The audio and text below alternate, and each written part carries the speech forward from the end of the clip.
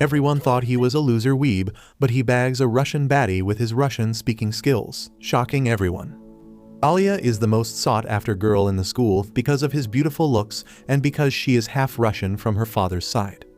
She is an all-around genius with excellent grades in both studies as well as sports, and starting this year, she is also going to be the treasurer of the student council. Everyone makes way for her as she walks, when a senior blocks her path and introduces himself as Ando. He claims that he has heard a lot about her from her sister and asks her out for a date, but the cold-hearted Alya immediately rejects him in front of everybody. Ando persists and asks her for her number at least, but Alya tells him that she has no interest whatsoever in his pathetic Discord mod face, completely destroying the man's confidence. She also tells him to take out the chain as it is against the school rules before walking away, while all the students are shocked that she just destroyed the most popular guy in the school. Alya doesn't give a damn about all this, though, as she enters her classroom and sits down beside her friend Q's sleeping on his desk. She kicks the chair, waking him up as she glares at him, asking whether his pathetic ass was watching anime all night again. He tells her that anime is an art form of the gods, and she shouldn't disrespect it as it has helped several guys escape loneliness, and tells her that he had a fight on Twitter with a neckbeard about whether lolis are legal or not. She doesn't understand his yapping and turns away, but when he starts yawning, she ends up saying something in Russian, which embarrasses her. She claims that it was nothing, after which Q starts looking for his chemistry book, realizing that he forgot to bring it. Alya agrees to share her book, so he attaches their table and the class starts. In the middle, he starts sleeping again while the teacher was asking questions, so Alya jabs him with a pen, making him jump up in pain. The teacher asks whether he knows the answer, and he is forced to stand up, not even knowing what the question is. He looks towards Alya, who points out towards the word copper, and he immediately blurts it out. But it's the wrong answer, after which Alya stands up and tells them the right answer. They sit down and Q's asks why she is making fun of him, but she claims that he should be aware that people can lie. He screams at her for being a bad friend, but she replies with something Russian, which she claims meant stupid. Q's, however, is not satisfied, and he repeats the phrase in his mind only to realize that she called him cute, as she doesn't know that he can understand a little bit of Russian. When he was a kid, there was a Russian girl that moved in his neighborhood, so he ended up picking up phrases from her. Unbeknownst to Alya, Q's can basically understand everything she says, but knows that if he calls her out, she will die of embarrassment. A little while later, the class gets over and Q's immediately takes out his phone. Alya tells him it's not allowed, but Q's claims that it's an emergency as he has the chance to get a gift in Genshin. He looks at it before screaming happily that he got the moon goddess, after which Alya grabs his phone and looks at it to find a silver-haired woman in the game. She hands it back to him while he simps over the goddess like a total weirdo. Alya seems to be hurt as she mumbles in Russian that even she has silver hair, but when Q's asked what she said, she claims that she called him a try-hard gamer. He tells her that she is wrong, as he only plays free-to-play characters, unlike true sweaty tryhards who use pay to win characters to play the game. Alya simply tells him that he will die alone if he stays a shut-in like this before moving away. During the lunch break, Q sits with his friends at a table. The bald creep with no bitches is named Maru, while the blondie is called Kyo. Maru keeps yapping about how he has never smelled a girl and will probably die alone, when suddenly they spot Alya and her group of girls in the canteen as they try and look for seats. Kyo admires the beauty of the Russian sisters, while Maru gossips about how he heard that Masha is dating someone as she keeps turning down any guy that asks her out. Q's tells Maru that he wouldn't have a chance even if he was the last guy left, while the baldy tells him to shut up and accuses him of being very dickish just because Alya talks to him.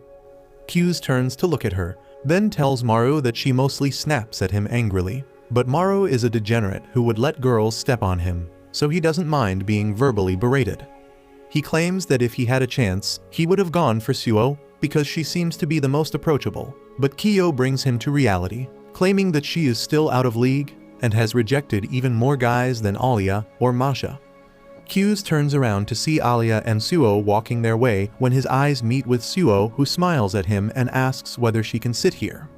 He agrees and Suo immediately takes her seat beside him while Alya sits across the table looking a bit grumpy and disappointed.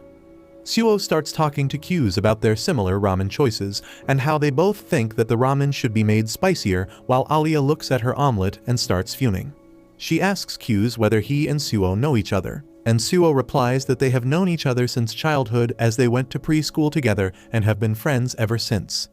Q's asks Suo whether she is friends with Alya, but she claims that not yet, but hopefully they will become friends soon, while Alya looks down and claims that she wouldn't mind. Soon the two third-wheelers move away from the table, while Maru tells Q's to get the dub with these two and leaves. Immediately Suo shifts towards Q's, annoying Alya as she starts asking Q's whether he wants to join the council as she has offered him a position. Q's refuses, claiming that he has no interest whatsoever, but Suo persists, claiming that he will be a good fit with herself and Alya. Moreover, he also has experience being the vice president during middle school. This surprises Alya, but Q's claims that during that time, he was the VP while Suo was he president, but it was only because each president had to have a mate with them who can become the VP. Sup turns towards Alya and tells her that despite how he looks, he still knows how to get work done, but Alya seems annoyed as she drinks her cola, claiming in Russian that she already knew that and doesn't need her ugly ass to tell her.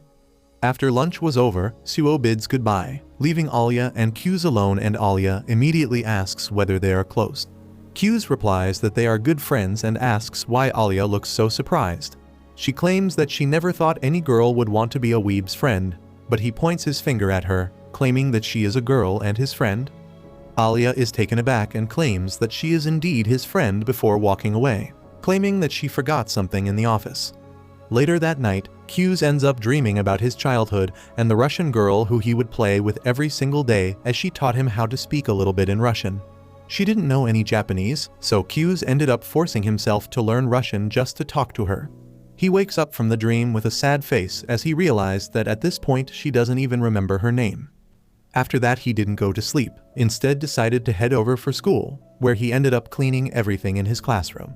By the time Alya arrived, the classroom was shining as Q's tells her that he woke up early and had nothing to do. She walks over to her desk and Q's notices that she has a stain on her socks. Alya explains that while walking, a truck ran over a puddle and splashed her, but she has extra socks so it doesn't matter. After that she looks at Q's and asks whether he really doesn't want to join the student council. Q's replies with a sigh that he indeed doesn't have any interest in the council. She looks a bit disappointed, but then she pulls out her sock and notices Q's looking away immediately. She decides to mess with him a bit and tells him to bring a spare sock from her locker. He averts his eyes and gets the sock from the locker, but Alya tells him to put it on her feet. He is shocked at that, but Alya claims that it must be a treat for a creep like him, and Q's realizes that it indeed is a treat, when suddenly Alya speaks under her breath in Russian about how it is a treat for her as well. What a diabolical story, Jesus Christ. Q's starts psychoanalyzing her behavior and thinks whether she is a perfectionist who is using Russian with him to feel a little free or just some kind of exhibitionist. Anyhow, he drops down to his knees and grabs her feet, shocking Alya, who didn't think he would do it. She starts squirming away, but he holds her feet tightly and starts sliding on the sock slowly. While pulling it up, he accidentally touches her chicken thighs, which gets him a swift kick to the face, knocking him out, while Alya Rousey gets up and scurries away. Later that day, he texts his League of Legends forum about how he might have thing for feet when he notices that Alya still seems a bit mad. She walks out, and he follows her, immediately apologizing for his actions. She turns around and tells him that it was actually her fault as she kicked him and tries to touch his neck, asking whether he is hurt. He immediately backs off embarrassed, claiming she has nothing to apologize for as she showed him a peek of the promised Neverland. Alya suddenly realizes what he is talking about while Q's wonders why he is so stupid. Even after that he bows down and thanks her for the spectacular view, which gets him a punch to the face by Ronda Rousey, knocking him down. She starts running away, calling him a creep in Russian, but he gives chase, following her while she tells him to get lost. After a while he catches up to her and offers him her favorite cola as a peace offering. She takes a sip and asks in Russian whether he wants a sip. He ends up chickening out and pretends not to understand what she said, while Alya smiles and claims in Russian that she can express her feelings in Russian, which he will never understand, while Q stands there thinking that he knows Russian very well, but decides to keep it a secret for now to see what her true feelings are. Some days pass by when one afternoon, Yuki calls onto Q's and asks him to help her out clear the council room. He reluctantly agrees as his lazy ass is not used to working out. but he meets up with her regardless, and they start chatting when suddenly Alya appears from behind some boxes, looking a bit pissed to see the closeness between Yuki and Q's. He realizes that Yuki definitely set this whole thing up to mess with him, as she knows Alya likes him. They start cleaning everything and Yuki keeps chatting with him, while Alya seemingly gets even more pissed and tells Q's to pay more attention to work. Yuki realizes that this is the perfect time, so she excuses herself and moves out, when suddenly Q's hears Alya mumble in Russian that even she wants some attention. She keeps telling him to come near her in Russian, smugly thinking that she is literally throwing herself at him while he has no idea. Meanwhile, Q's is wondering what kind of a thirsty thought talks so openly. Thankfully for him, the remaining work gets sorted out pretty quickly, and he was about to take his leave when suddenly the door opens and a tall senior enters the room, surprised to see it all so clean already. Yuki tells him that Q's helped them, so he thanks Q's and introduces himself as Ken, the president of the student council. He tells Q's that he has heard a lot about him from both Alya and Yuki, but Q's starts feeling uncomfortable and decides to leave. Ken stops him, claiming that he helped them after school so he will buy him dinner tonight. Q's politely refuses the offer, claiming that he was just helping some friends. Before he can leave though, Yuki jumps in the conversation and tells him that he should accept the gift as he will have to cook for himself at home anyways. Ken ends up making the decision for them and also invites both Yuki and Alya to join them for dinner. Later that evening, they all go down to a diner and sit down, while Ken again thanks Q's for helping them with the council work. Yuki tells him that Q's is pretty good at physical work as he gets it done pretty quickly. Moreover, he is an expert negotiator as well. Ken immediately recognizes his talent and offers him a position in the student council. Q's again politely refuses, claiming that he is done with student council work forever, as he didn't really enjoy it during middle school. Ken agrees that it is definitely a lot of work, but tells him that it has its own benefits as well. He tells Q's that being in a student council means that he has an automatic recommendation to join the best colleges in the country. But even after this, Q's shows no interest as he simply wants to watch anime and enjoy life. Unfortunately for him, Yuki wouldn't stop writing him and tells him that they can run for the next council president once again just like they did in middle school. Q's refuses this time more firmly, while Ken tells him that Yuki is going to have tough competition as Alya is also going to run for the council president. Q's had no idea about it, and he looks at her for confirmation. Alya tells him that she is indeed going to run against Yuki next year during the elections, but before they could talk any further, their food arrives. After the dinner, they all part ways as Ken head on the other direction alongside Yuki, leaving Q's to drop Alya back home. On the way back, Q's asks Alya whether she is actually going to run against Yuki, but she doesn't seem to be very eager to talk about it, and tells him that she will go on her own from here. Q's bids her goodbye and heads back home, only to find Yuki sprawled on the couch, reading a romantic novel.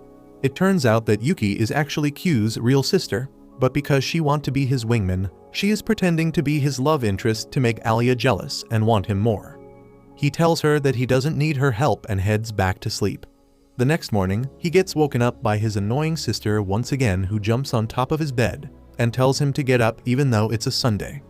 This annoying brat then drags Q's all the way to a mall to have some good breakfast, but she starts forcing him to watch a movie with him. He refuses, and they head out to a nearby clothing store where he notices that Yuki's behavior is changed, and he asks what's up with that. She tells him that she noticed Alya tailing them, so she is going to stop behaving like his sister. He wonders what he should do right now, but before he could even say anything, Yuki ends up moving towards Alya and greets her warmly. Alya gets pretty embarrassed, but pretends that she just came here to shop some clothes and they met by coincidence. The bratty sis asks Alya whether she has had lunch yet, as they were just going to a restaurant, and invites Alya to join them.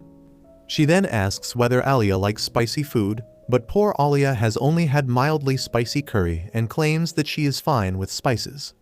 Yuki tells her that they are going to a ramen place that serves pretty spicy food and invites her to join. Q's decides to come clean and tells Alya that the ramen is not just normal spicy. In fact, this restaurant makes ramen insanely spicy enough to make lava come out anyone's ass. Alya feels like Q's is trying to push her away to be alone with Yuki, so she decides to join them regardless. They head out to the ramen place, which scares the daylights out of Alya, who has never seen such a demonic-looking restaurant before. Q's tells Alya that she is making a mistake, but Alya is determined and goes in with them. Soon they order a bowl of ramen each, while Alya notices that Yuki is wearing quite boyish clothes today. Yuki decides to use this as an advantage, and tells Alya that this morning she was in bed with Q's, so she decided to borrow one of his shirts for the day. Q's ends up spitting out the water he was drinking while Alya looks at him darkly. He tries to explain himself, claiming that she just ended up jumping on his bed while he was sleeping, but Alya doesn't buy it even for a second.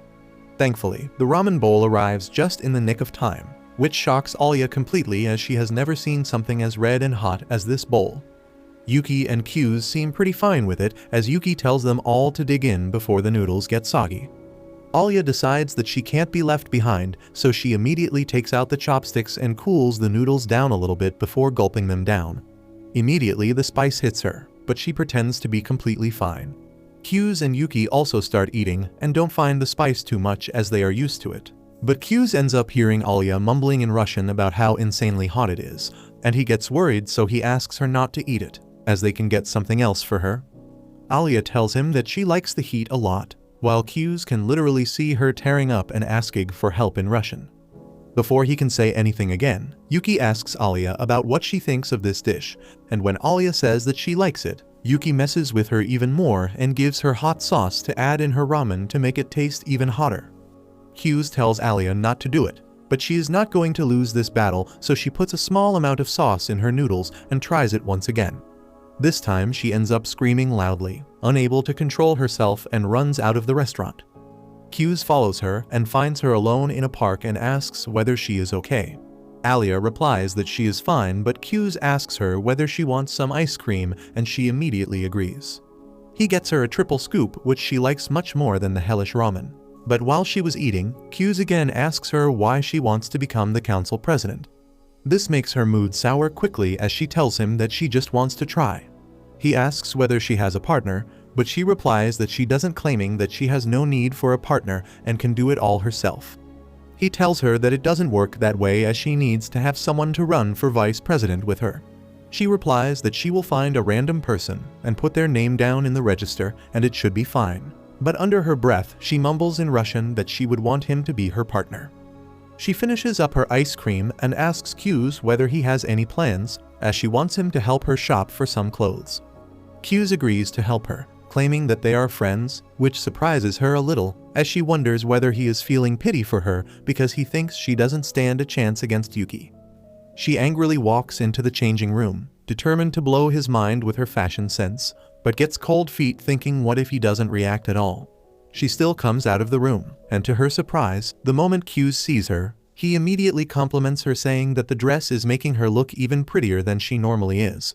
This blows her mind as she silently closes the curtains and starts panicking, while on the other side, even Q starts feeling embarrassed of the cringy lines he just spoke. Alya decides to keep it going, so she starts changing her dresses one by one, giving a full-on fashion show to Q's, who compliments each and every dress on her, which makes her feel even better. She finally decides to try something a little more revealing and opens the curtains to pose, only to see that Yuki has also arrived. She quietly backs off and shuts the curtains before feeling embarrassed and wanting to crawl into a hole. Later that evening they head back together in the train, but Alya is still too fried to talk. Finally, Yuki and Q's station comes, so they bid her goodbye and get off the train. Alya starts cussing herself for wearing something so skimpy, as now Q's will think she is a skank, when suddenly she realizes that both of them got off onto the same station, as she decides whether to spy on them or not. If you liked this video, you would love the story about this magicless loser born in a world filled with magic, who decides to take up a sword instead to climb his way to become the strongest so his crush would notice him.